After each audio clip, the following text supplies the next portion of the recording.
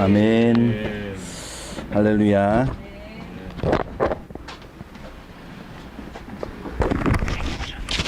또 껴야 돼? 방송. 아, 네.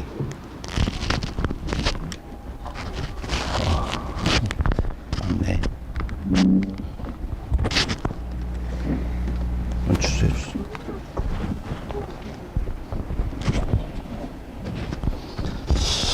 예.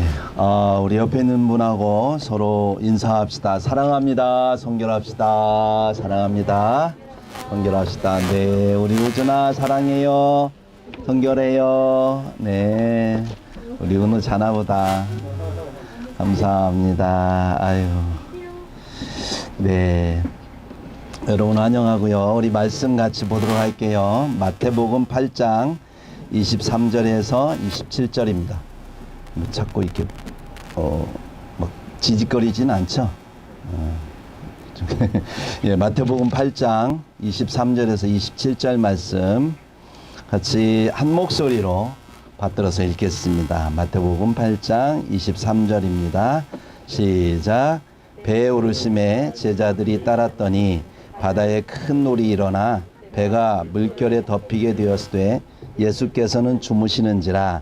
그 제자들이 나와 깨우며 이르되 주여 구원하소서 우리가 죽겠나이다. 예수께서 이르시되 어찌하여 무서워하느냐 믿음이 적은 자들아 하시고 곧 일어나사 바람과 바다를 꾸짖으시니 아주 잔잔하게 되거늘 그 사람들이 놀랍게 여겨 이르되 이가 어떠한 사람이기에 바람과 바다도 순종하는가 하더라. 아멘. 네, 다 같이 앉으시고요. 네, 감사합니다. 네, 오늘은 우준이가 와서 그런지 더 예배가 풍성하고 찬양하는데 뭐 감동이 하나님 주셔서 그런지 뭐 눈물이 날 정도로 이렇게 찬양을 했어요. 오늘 말씀의 제목은 갑자기 왜 이러는지, 예, 이가 어떠한 사람이기에 라는 말씀을 함께 나누려고 합니다. 들리시죠? 네. 오늘 핵심 구절은요, 27절입니다. 같이 한번 보도록 하겠습니다. 27절 다시 한번 읽을게요. 시작. 그 사람들이 놀랍게 여기 이르되 이가 어떤 사람이기에 바람과 바다도 순종하는가 하더라. 아멘. 예, 항상 말씀을 볼 때는 하나님께서 우리에게 주시는 말씀 가운데 핵심 구절을 잘 찾아보는 게 좋습니다. 오늘 구절의 말씀은 27절 핵심 구절인데 이가 어떤 사람이기에, 예, 이가 어떤 사람이기에, 이 말이 제자들의 입에서 나오게 된 마태복음의 배경이 있습니다. 예수님께서 산상수훈을 마치셨어요. 마치시고 한센병 환자를 고치세요. 고치시면서 주님께서 하신 말씀이 내가 원하노니 너희가 깨끗함을 받으라. 예, 주님께서는 그러한 이스라엘 백성들, 말씀을 듣는 이스라엘 백성들이 영적 무감각에서 깨어나기를, 죄에서 깨끗함을 받고 영적 무감각에서 깨어나기를 바라시는 말씀을 하셨습니다. 그리고 나서 두 번째로 백부장의 하인을 낫게 하시는데 그 백부장의 입을 통해서 들리는 말이 말씀으로만 하옵소서. 예, 창조주 하나님의 그러한 모습을, 말씀으로 모든 걸 이루신 그 하나님의 모습을 드러내 보여주셨습니다. 예, 그러면서 이제 귀신들을 쫓아낼 때도 말씀으로 쫓아내시는 예수님, 예, 병을 고칠 때도 말씀으로 병을 고치시는 예수님의 모습을 보여주세요. 그러면서 예수님 말씀하시기를 이사야에서 53장 4절에 나오는 그 말씀이 이루어졌다. 그러면서 본인이 그리스도다, 메시아다 라고 하는 것을 밝히셨습니다.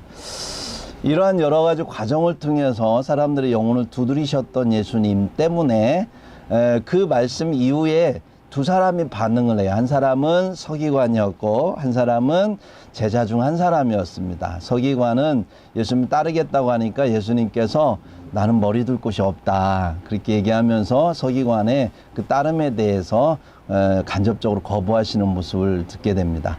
그러나 이제 한 제자가 예수님을 따르는데 내가 먼저 가서 아버지를 장사하고 주님을 따르겠습니다 라고 하면서 머뭇거리세요.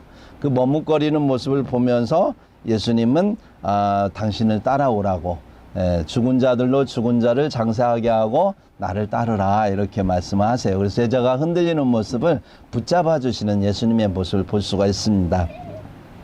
이런 상황 속에서 이제 예수님은 제자들만 데리고 갈릴리 바다를 건너서 가다라 지역으로 건너가려고 지금 진행하고 있는 중이에요. 그런데 바다 한가운데 큰 광풍이 일어나요. 그래서 그 광풍 위에서 얼마나 그 풍랑이 심했는지 침몰 위기에 놓인 겁니다. 웬만하면 뭐 예수님 안 깨우고 본인들이 해결하려고 많이 노력을 한 모습을 볼 수 있어요. 근데 너무나 긴박한 상황이 벌어졌기 때문에 예수님을 깨울 수밖에 없는 상황이 된 거죠. 근데 정말 이런 상황에서 이상한 일이 하나 벌어지죠. 예수님께서 주무시고 계시는 거예요. 그래서 참 이 거루 위에서 누워가지고 주무시는 예수님의 모습을 봅니다. 여러분 배를 타보셨지만 이 풍랑이 일고 막 놀이 막 크게 일 때에는 잠을 못 자요. 뭐 이게 뭐 넘어오려고 하고 멀미도 막 나고 잠을 잔다는 게 굉장히 어렵습니다. 그런데 옛날에 그 작은 배가 얼마나 흔들렸겠어요. 근데 예수님 그 자리에서 주무셨다라고 하는 거예요. 정말 주무셨을까요? 예수님이 너무 피곤하셔서 몸을 가눌 수 없을 정도의 피곤함 때문에 주무셨을 수도 있고, 아니면 주무시지 않았는데 주무시고는 계셨지만 그냥 눈을 감고 그냥 제자들이 어떻게 하는가 상황을 볼 수도 있습니다. 어쨌거나 예수님은 일어나지 않으셨어요. 상황이 너무나 긴박해지니까 이제 이 제자들이 참다 못한 거예요. 이러다 우리 다 죽겠구나 생각을 한 제자들이 예수님을 깨웁니다. 주여 구원하소서, 우리가 죽겠나이다 이렇게 얘기를 합니다. 죽을 만큼 그런 위기 가운데 오니까 주여 우리를 구원하소서, 우리가 죽겠나이다 하면서 예수님을 깨우는 걸 볼 수 있습니다. 여기는 이제 주여 그랬지만 마가복음 4장 38절에는 선생님이여 이렇게 불러요. 우리가 죽게 된 것을 돌보지 아니하시나이까 하면서 뭐 예수님 앞에 그 원망하는 조의 그런 투로 두려움 중에 이렇게 막 예수님을 깨우는 제자들의 모습을 볼 수가 있습니다. 예수님은 배에 함께 계셨어요. 한 배를 탄 분이에요. 그럼에도 불구하고 이러한 상황 속에서 예수님 아무것도 안 하셨다라고 하는 것, 여러분 어떻게 생각하십니까?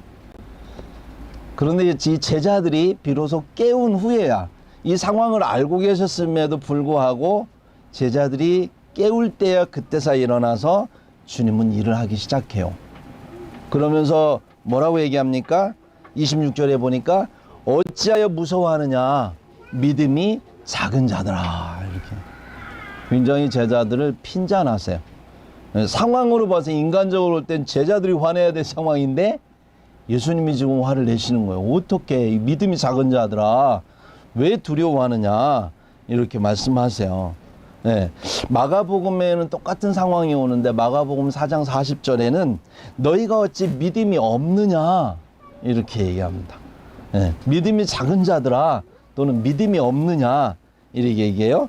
누가복음 8장 25절에는 똑같은 상황에서 너희 믿음이 어디 있느냐, 비슷한 뉘앙스의 말이죠. 어쨌거나 믿음이 없다는 얘기예요. 믿음이 작다는 얘기예요. 그래서 굉장히 제자들이 두려워하고 무서워하는 모습을 보면서 제자들을 꾸짖습니다. 그러면서 동시에 이 바다를 향해서, 이 풍랑을 향해서 꾸짖으세요. 그럴 때에 이 바람과 파도가 잔잔해지는 겁니다. 이걸 보면서 놀라서 그들의 입에서 나온 말, 그게 바로 오늘 말씀이에요. 이가 어떤 사람이기에 바람과 바다도 순종하는가. 항상 성경을 볼 때는 문맥상으로 우리가 그 속의 의미를 발견하는 게 굉장히 중요하다고 그랬어요.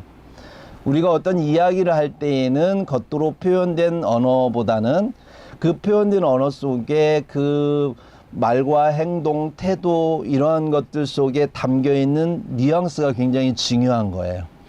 들린 말은 100% 전달되는 게 아니라 한 30%밖에 전달이 안 돼요.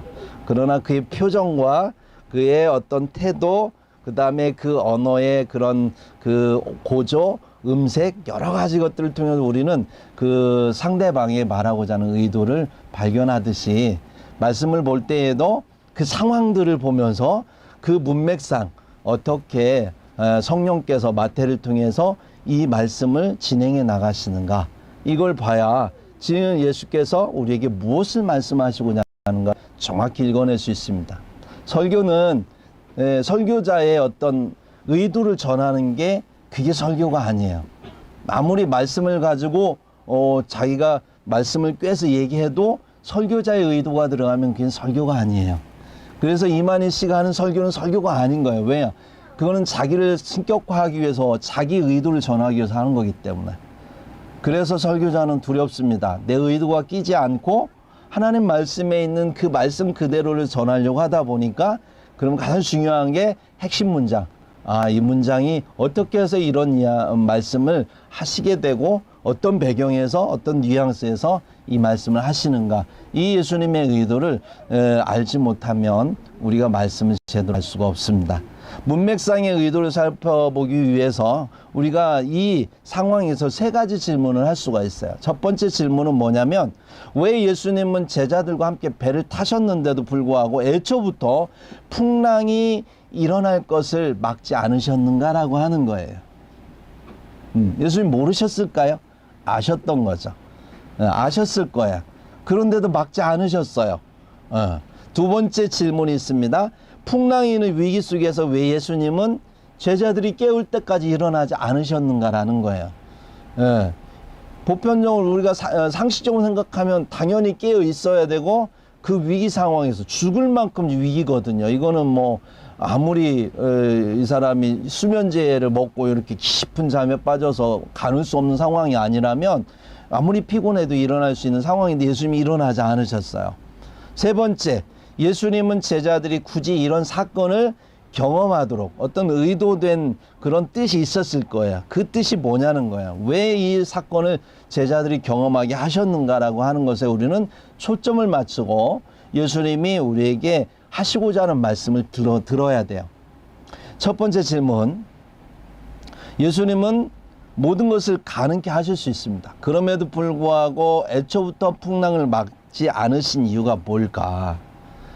예수님은 다 예측하실 수 있지만, 그리고 또 풍랑을 초기에 일어날 때부터 이미 그냥 바다에게 명령해서 잠잠케 하실 수 있습니다.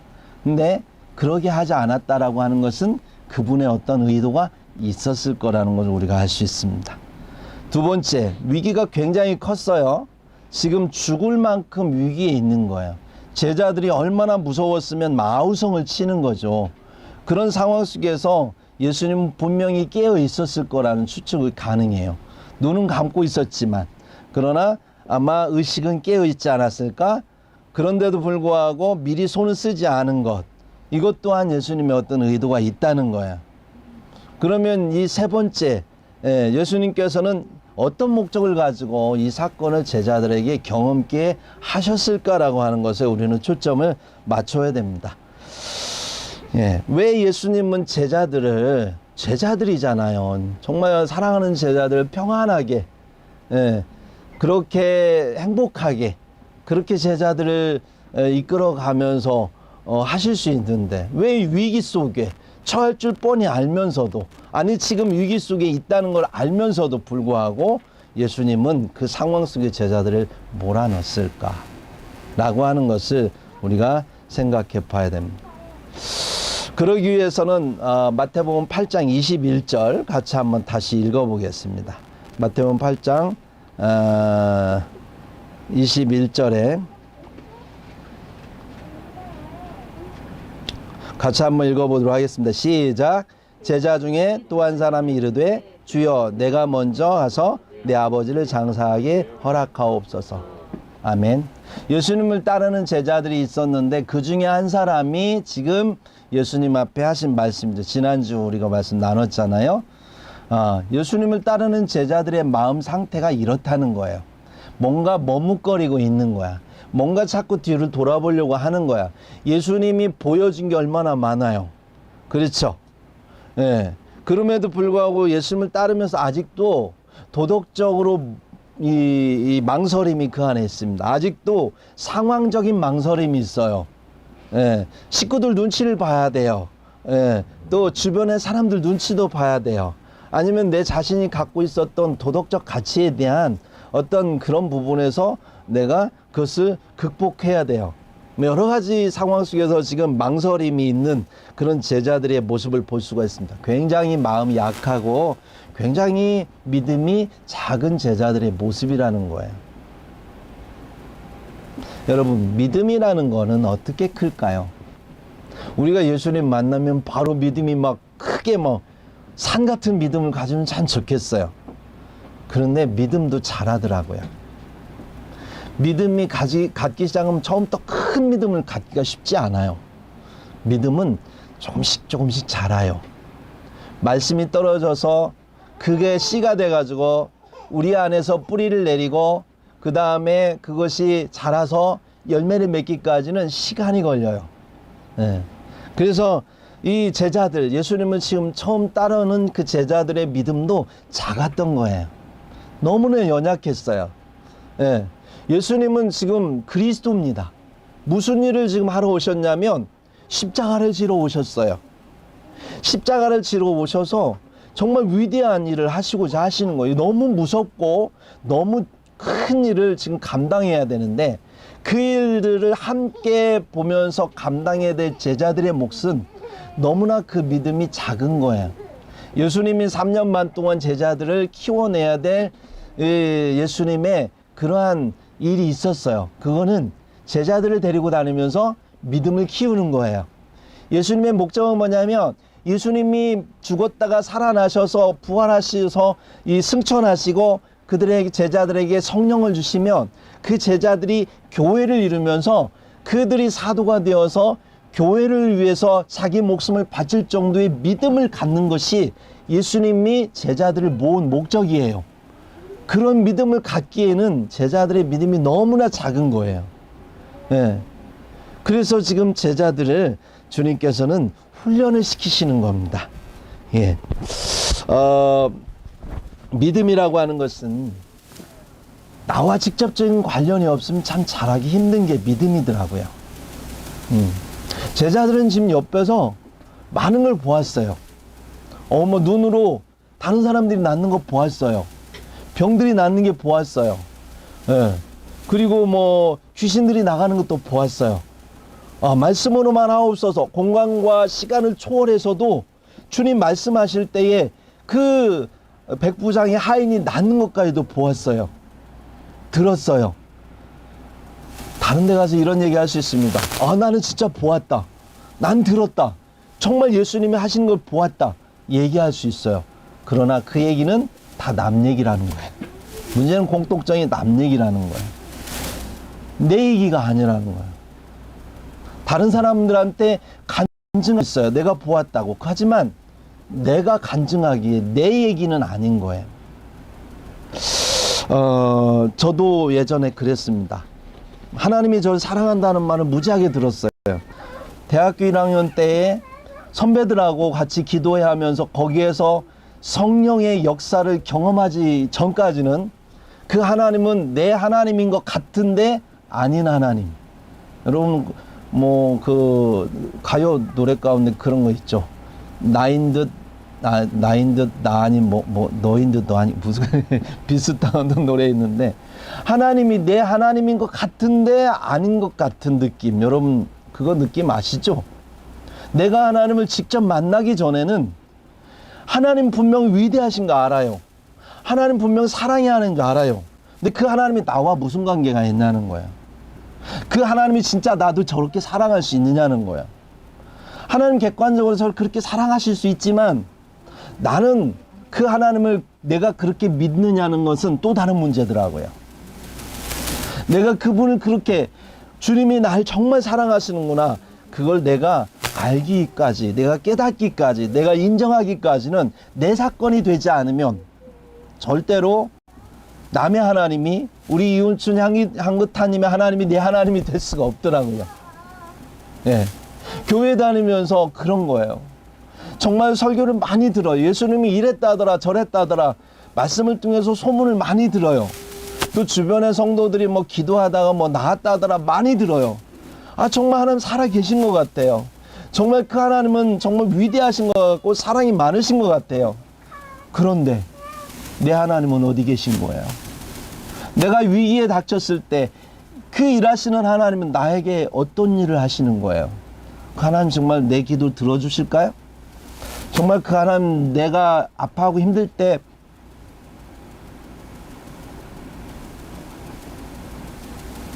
그 음성을 들으실까요?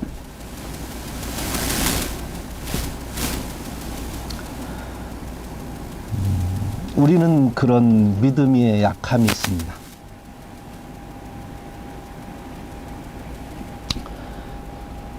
우리 마음 가운데 도마와 같은 의심이 있어요. 우리는 도마를 욕할 수 없는 것이 우리 스스로가 그러거든. 나도 좀 만져보았으면, 나도 그분의 옆구리에 손을 넣어보고 직접 그랬으면, 제자들이 들려줘도 그 얘기가 내 얘기가 아닌 거예요. 여러분, 우리가 신앙생활 하면서 많은 성경 공부를 하고 많은 예배를 드리고 많은 설교를 듣고 많은 이야기를 듣지만 그것이 내 안에 믿음으로 자리 잡히고 성장하기까지는 많은 시간이 걸려요. 예수님은 3년 안에 제자들을 정말 믿음을 키워서 교회를 이끌어 나갈 리더를 만들어야 되는 거예요. 예수님이 나에게 어떤 분이었다라고 간증할 수 있는 그런 믿음이 제자들에게 필요한 거예요. 그러기 위해서 그 짧은 시간 내에 예수님과 영원히 통하는 그런 깊은 관계를 이루어야 될 강력한 사건이 필요한 거예요. 예수님이 아무리 내 옆에 있다고 해도 나와 하나 될 수 없어요. 그분과 함께 하나 되는 방법은 그분과 함께 진한 영적인 교감의 시간이 필요한 거예요. 여러분, 아무리 제가 우리 신목사님하고 뭐 오랫도록 있어도 그냥 뭐 만나고 헤어지고 밥 먹고 그리고 나면 그래서 어떤 깊은 관계 형성하기 어렵습니다. 네. 해병대, 한 번 해병은 뭐 영원한 해병이라고 그러잖아요. 그 사람 다른 군대들도 많은데, 군인들도 많은데 왜 하필 해병대만 그럴까요? 해병대에는요 거의 죽음을 같이 나누는, 죽을 만큼 그 고통을 전우와 함께 나누는 거예요. 그 속에서 하나됨을 느낀 거죠. 내가 죽음 앞에 갈 때 내 전우가 나를 위해서 대신 죽어줄 수 있다고 하는 걸 훈련을 통해서 경험한 거예요. 그러니까 이 진한 감동이 영원토록 가는 거야. 그래서 그들은 한 번 해병은 영원한 해병이다 그러면 서로 그냥 그 말 한마디에 통하는 거예요. 예. 예수님과 제자들은 함께 가야 됩니다. 끝까지. 그러기 위해서 예수님은 그들을 가슴 아프지만 그 자리에 몰아넣었던 거예요. 알아요. 이 바다를 건너간 풍랑이 일 거 알아요. 얼마나 크게 일지도 알아요. 그 상황 속에서 제자들이 고통스러워하고 힘들어할 줄 알아요. 그러나 주님은 그럼에도 불구하고 허락하셨어요. 그리고 그들이 부르짖을 때까지, 그들이 영혼을 다해서 하나 되기를, 예수님과 링크 되기를 간절히 부르짖을 때까지 예수님은 눈을 감고 계셨어요. 그냥 일어나서 해결하실 수도 있습니다. 사랑하니까. 그러나 그러지 않은 것은 제자들과 함께 하기 위해서 그들의 깊은 영혼의 몸부림, 주님과 함께 하고 싶은 그 몸부림을 주님은 원하셨던 겁니다.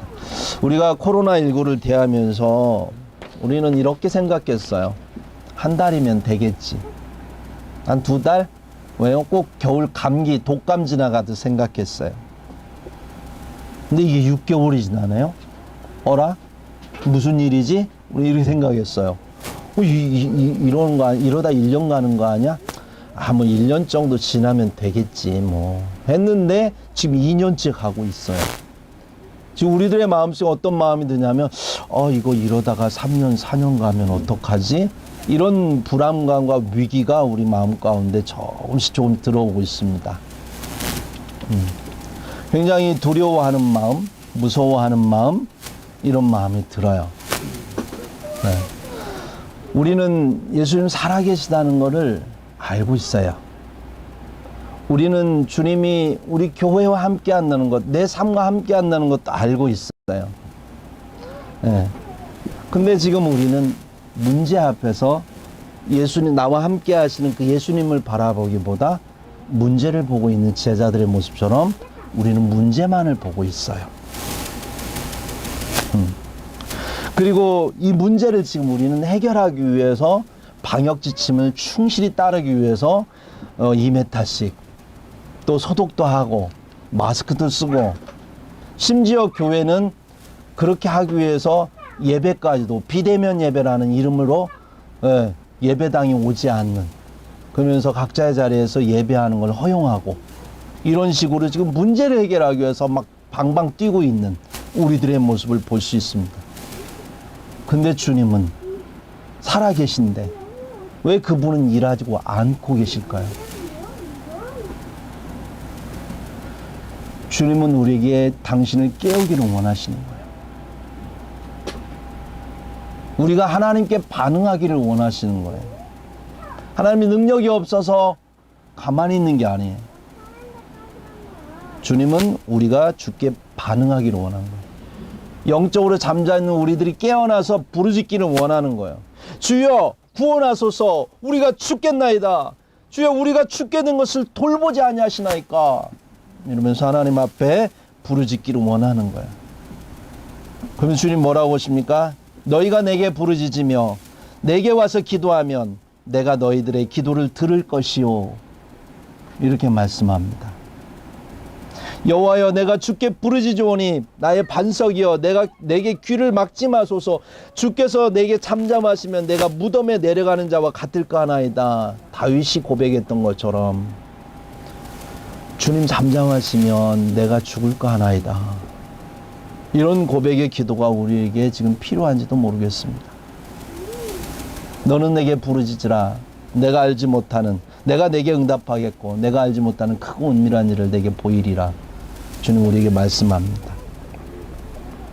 시편 91편 1절에서 3절에 이렇게 말씀하십니다. 지존자의 은밀한 곳에 거주하며 전능자의 그늘 아래 사는 자여. 우리를 향해 말씀하시죠.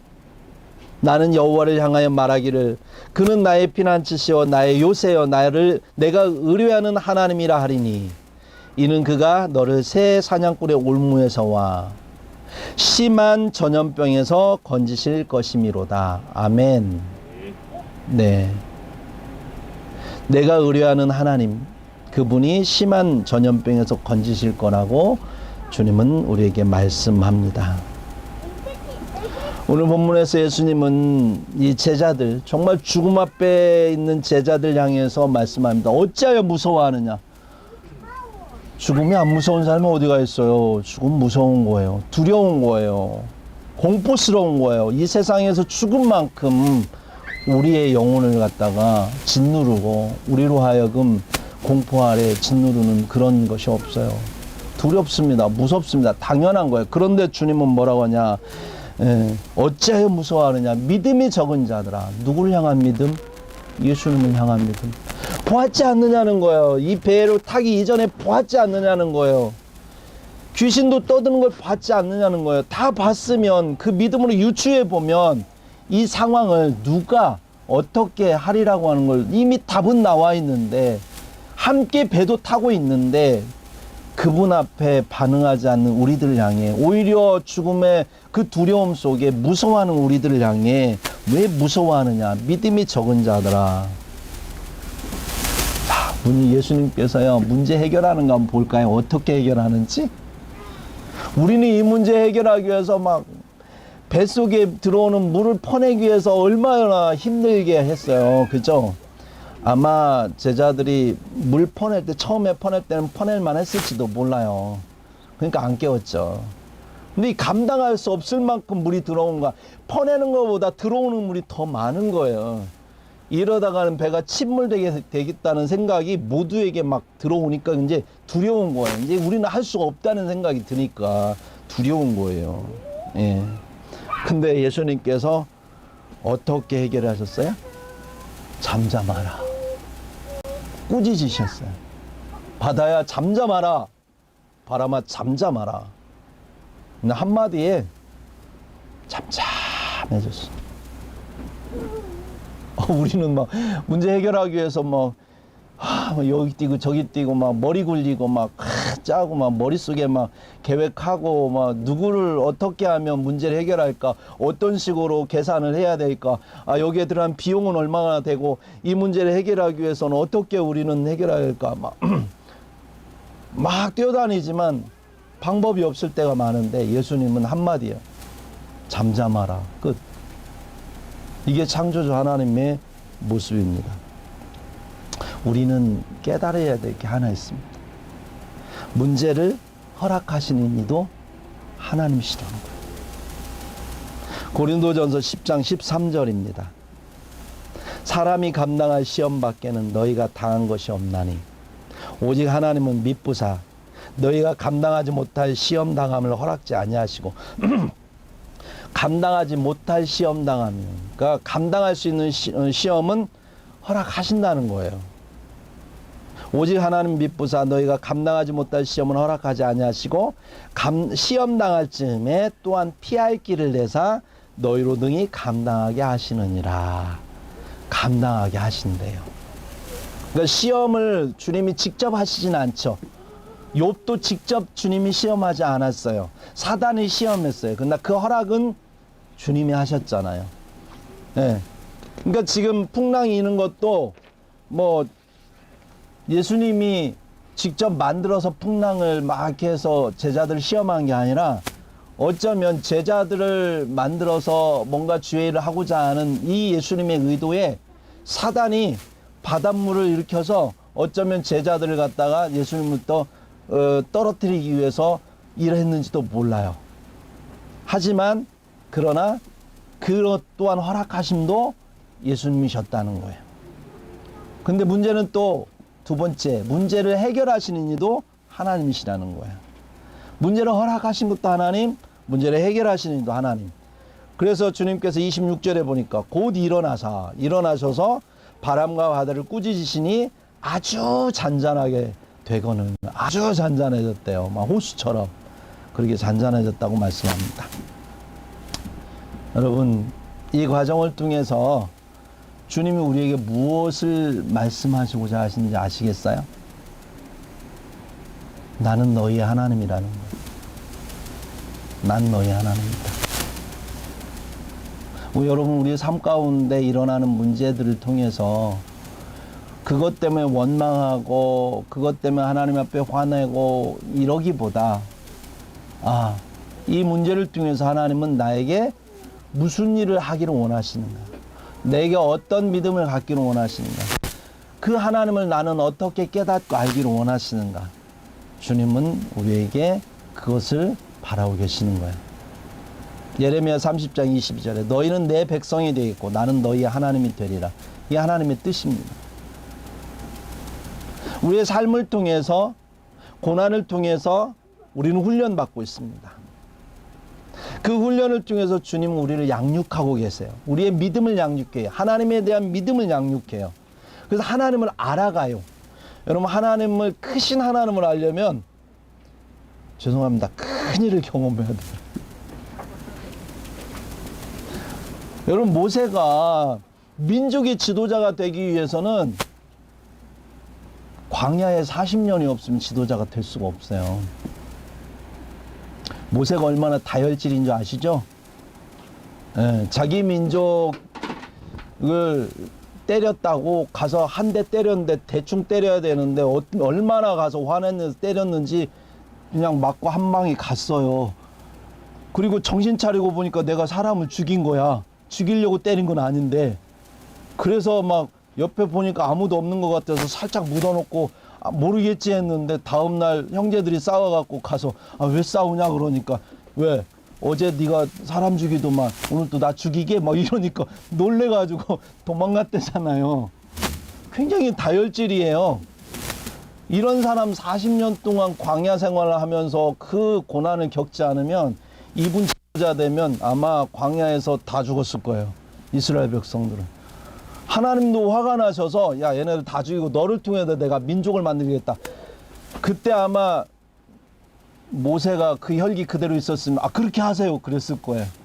근데 40년 동안 고난받고 난 모세는 굉장히 온유해졌습니다. 그래서 하나님 앞에 그러지 마십시오. 그러지 마세요. 그렇게 되면 저 애굽에 있는 사람들이 하나님 어떻게 알겠습니까? 에? 하나님 능력도 없어갖고 가나안 땅에 들이보는 능력도 없으면서 자기 백성 데려다가 고생 시키다 여기서 죽여가지고 매장시키기 위해서 여기에 보내는 하나님이라고 오해하면 오히려 하나님께 영광을 가리는 거 아닙니까? 그러지 마십시오라고 이렇게 하나님께 기도하는 모세의 모습을 볼 수 있습니다. 여러분 고난을 통해서 하나님 우리를 만드시고 계세요. 아프고 힘들지만 그 고난의 과정을 통해서 하나님의 크기를 배워가고 알아가요. 우리의 삶의 목적은 이 땅이 전부가 아닙니다. 영원한 삶을 하나님이 우리에게 주시기 위해서 주님 그 나라에 사는데 조건이 뭐냐면 그 하나님을 아는 것이 조건이에요. 여러분 아이들 기르다 보면 아이들이 철없을 때가 뭐냐면 부모들이 혼낸다고 그 혼내는 걸 그냥 고지고대로 혼내는 것만 받아들일 때 아 참 철이 없다 이런 생각 들어요. 왜냐하면 혼내는 이유가 뭐예요? 바르게 크라고 잘 크라고 이러면 안 된다고 혼내는 건데 그 혼내는 것만 받아들이고 아빠는 날 미워해 그리고 그냥 집 나간다면 철이 없잖아요. 근데 철든 아이는 어때요? 그렇게 나를 혼내주는 그 아버지가 나중에 철 들고 나면 감사한 거예요. 그게 없었다면 내가 철 모르고 지금도 막 그냥 나가서 그렇게 살 텐데 그 아버지 나를 바르게 가르쳐 주기 위해서 나에게 회초리를 든 그 아버지가 너무 감사한 거예요. 그건 철든 아들의 모습인 거잖아요. 네. 왜? 그 아버지에게 그런 아버지와 살면서 그런 여러 가지 과정 속에서 때로는 맞기도 하고 때로는 혼나기도 하고 하지만 그 아버지를 알았잖아요. 얼마나 날 사랑하는지 알았잖아요. 그분이 어떤 분인지 알았잖아요. 나를 위해서 정말로 밤새워 일하시는 그 아버지, 나를 위해서 정말로 헌신하는 그 어머니의 모습을 알고 그분의 헌신과 노력과 그 사랑이 얼마나 깊이와 넓이가 있으며 그 힘씀이 있는지를 안다면, 그게 사랑의 크기를 안다면 어찌 그 아들이 평생을 살아가면서 그 아버지를 배신할 수 있겠어요? 영원한 나라에서 그 하나님과 살아가면서 배신하지 않고 하나님과 영원히 아버지와 자녀로서 살아가려면 그 아버지를 깊이 알아야 돼요. 여러분, 이 땅에서 아버지를 깊이 알고 크게 알수록 그분은 이 땅에서도 자신을 하나님 앞에 드리는 삶을 살아요. 그게 성경에 나오는 제자들이에요. 사도 바울이 그렇게 막 돌 맞으면서 죽을 고비를 막 여러 번 넘기면서도 그 큰 일을 할 수 있었던 건 뭐냐면 아버지를 알았던 거예요. 예수님이 어떤 분인지 알았던 거예요. 그는 머리로만 알지 않았어요. 구약에서 그 하나님에 대해서 완벽하게 알았지만 그러나 그것이 알매 전부가 아니었던 거야. 그가 다메섹에서 그분을 만나지 않았더라면 그 알면 반쪽짜리 알미예요. 우리 성경을 통해서 아는 것은 예수님을 반쪽으로 알아요. 진짜 아는 건 삶을 통해서 아는 거예요. 남자들이 연애하기 위해서 막 연애책, 연애에 관련된 책 10권, 100권 읽은다고 여자를 알까요? 몰라요. 결혼해서 보니까 그래도 모르겠더라고요. 네. 그렇지만 단 한 가지 이건 있어요.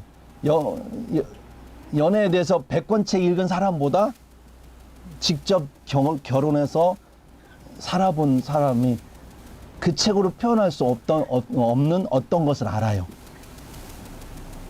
네, 그게 진짜 아는 거죠. 우리는 삶의 과정 속에서 주님을 알아가는 것이 이 고난의 과정인 거예요. 그래서 우리는 고난 속에서 하나님을 배우게 됩니다. 여러분, 삶은 고난의 여정입니다. 우리 사라자매 오늘 이렇게 와서 너무 제가 막 감격스럽고 너무 막 고맙고 막 어떻게 표현할 수가 없어요. 어떤 과정을 통해서 이 자리에 오기까지 어떤 몸부림이 있었는지 아직 말은 못하지만 많이 아픔이 있었을 거라는 생각이 들어요. 때로는 제자들처럼 그렇게 하나님 앞에 몸부림쳤을 수도 있겠죠. 그러나 이 과정을 겪고 일어난다면 누구보다도 내가 하나님을 안다고 고백할 수 있는 믿음의 장부가 되리라고 믿습니다. 우리가 억지로 고난 중에 빠질 이유는 없어요. 그러나 하나님이 우리에게 삶 중에 고난을 허락하실 땐 저분이 나를 미워서 허락하시는 것이 아니라 내게 믿음을 성장시키고 하나님을 더 깊이 알게 하기 위해서 하나님이 우리에게 주시는 그러한 고난이라 생각한다면 우리가 사실 고난은 힘들고 어렵습니다만 그럼에도 불구하고 고난을 이겨낼 수 있는 소망이 우리에게 있으리라고 믿습니다. 믿지 않는 자들과 믿는 자들의 차이는 거기에 있어요. 누구나 비를 맞아요. 누구나 햇빛을 쬐요. 그러나 그것을 받아들인 마음의 자세는 전혀 다릅니다. 우리는 주님 안에서 하나님을 알아가는 것, 그게 삶의 목적입니다. 영생은 유일하신 참 하나님과 그의 보내신 자 예수 그리스도를 아는 것이다. 구원은 아는 것에서 오는 거예요. 알 때 우리는 닮아가는 것이고 닮아감으로 우리는 열매를 맺는 거예요. 알지도 못하면서 우리가 믿는다고 말할 수 없어요. 믿음은 알면서부터 우리는 성장한다라고 하는 것을 믿으며 오늘 제자들이 말합니다. 이가 어떤 사람이기에 이 큰일을 경험했는데도 아직도 이분이 어떤 분인지를 잘 모르는 제자들의 모습을 봅니다. 세상에 주여 우리가 죽겠나이다, 주여 우리가 죽겠나이다 해놓고서는 마지막에 그 모든 걸 보고 난 다음에 고백하는 게 이가 어떤 사람이기에, 사람이 아니잖아. 이분은 그리스도 하나님 말씀이신 그분인데, 근데 상황이 종료된 다음에 아직도 깨닫지 못하고 고백하는 그들의 고백은 이가 어떤 사람이기에 바람과 바다도 순종하는 거, 아직도 깨달음이 필요한가 봅니다. 여러분, 저와 여러분도 마찬가지예요. 내가 조금 경험했다고 하나님 다 아는 게 아니에요. 우리는 평생 주님을 알아가야 됩니다. 그러나 이 모습 가운데도 주님은 그 제자들을 품고 다음 가다라 지역에 가서 사역을 행하시는 걸 봅니다. 사랑하는 성도 여러분, 우리의 믿음을 성장시키기 위해 우리와 함께 하시는 그 예수님은 지금 행복한 리본교회라는 이 배에 함께 타고 계십니다. 우리가 어떤 문제를 당했을 때 우리는 그분을 깨워야 됩니다. 문제 앞에 보고 문제를 해결하기 위해서 뛰어가기 전에 우리는 주님을 깨우고 그분이 일하실 수 있도록 우리는 주님 앞에 내어 맡기는 삶을 산다면 우리의 삶은 주님께서 메어주시는 멍에는 쉽고 가볍고 감사할 그러한 하나님의 은혜라는 사실을 깨닫게 되리라고 믿습니다. 나같이 기도하겠습니다.